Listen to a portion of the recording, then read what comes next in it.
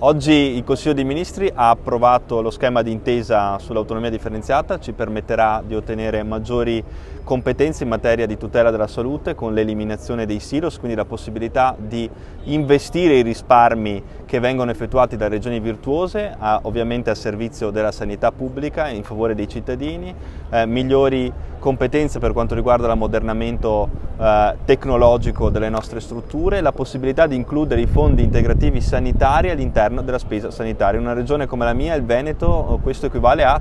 oltre 300 milioni di euro di possibilità di spesa in favore dei nostri cittadini. Oltre a questo, 3 materie non LEP, quello della protezione civile, con la possibilità di emanare ordinanze in deroga, la possibilità che il Presidente di Regione si assuma una responsabilità in più, quella di essere il commissario per quanto riguarda le emergenze di carattere nazionale. D'altra parte l'autonomia chiede proprio questo, assumerci una responsabilità in più, e fa specie che qualche volta in questo paese chi vuole assumersi una responsabilità in più venga ostacolato. Oltre a questo, tema delle professioni, con la possibilità ovviamente di aggiornare gli elenchi, di poter prevedere nuove categorie professionali. In Veneto oltre 20.000